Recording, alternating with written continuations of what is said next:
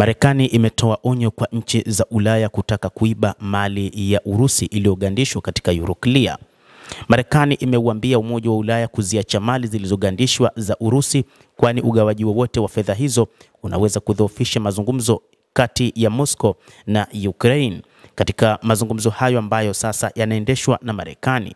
Hata hivyo, ni kauli ambayo imeelezwa pia na Waziri Mkuu wa Poland Donald Tusk. Baada ya kuongezeka kwa uhasama kati ya Urusi na Ukraine mnamo Februari mwaka 2022, waungaji mkono wa magharibi wa Kiev, nchi za Ulaya haswa, walizuia takribani dola bilioni 300 katika mali huru ya Urusi, ambapo dola bilioni 246 zijahamishwa na nchi wanachama wa EU. Majadiliano kuhusu mali zisizohamishika za Urusi yameongezeka ndani ya kambi hiyo wakati wiki za hivi karibuni, baada ya rais wa tume ya Umoja wa Ulaya Ursula von der Leyen kupendekeza kutumia fedha hizo kurejesha mkopo wa fidia kwa Ukraine.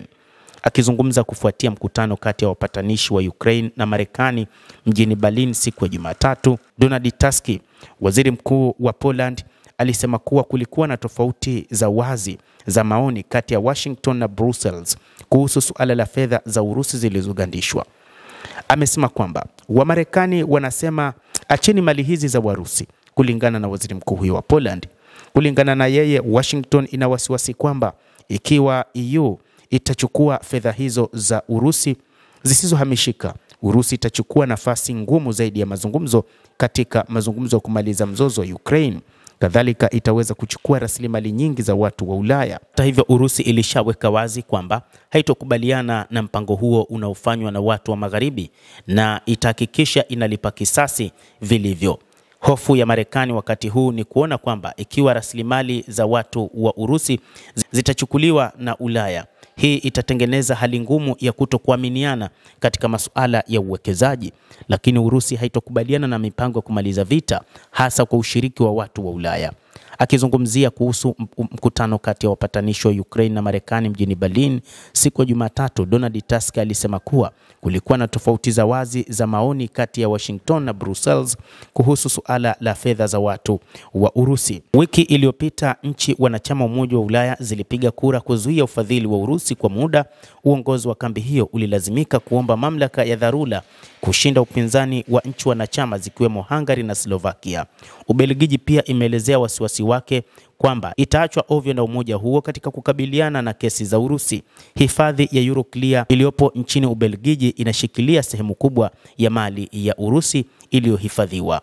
Moscow imetaja matumizi yoyote ya pesa zake zisizohamishika kuwa ni wizi. Mnamo siku ya Ijumaa, benki kuu ya Urusi ilitangaza kuwa inafungua kesi ya kutaka fidia ya dola bilioni 230 kutoka Euroclear. Siku ya Jumatatu, waziri wa mambo ya nje wa Urusi Sergei Lavrov alipendekeza kwamba hamu ya kuiba lazima iwe ya watu wa Ulaya kwa wenzetu wengi wa magharibi, akitaja kunyakua mali za Iran na Venezuela na ambazo zinanyakuliwa na watu wa magharibi. Hii ni mipango ambayo ilipangwa kwa muda mrefu. Watu wa magharibi wanasubiri uwepo wa majanga, halafu wao badala ya kutatua majanga hayo wanazidi kuyaendeleza na kuwapa hasara wanaokutwa na majanga hayo, anasema waziri wa mambo ya kigeni wa Urusi Sergei Lavrov, huko akisema kwamba ole wao watu wa magharibi wachukue fedha zao. Mtazamaji, endelea kutufuatilia na nikusihi usisahau kulike, usisahau kucomment, kadhalika na kusubscribe channel yetu hii. Utakuwa ukipata habari hizi kwa mapana kupitia The World News. Naitwa Damu Hussein. Endelea kuwa nasi wakati wote, endelea kutufuatilia uweze kujua mengi yanayojiri ulimwenguni.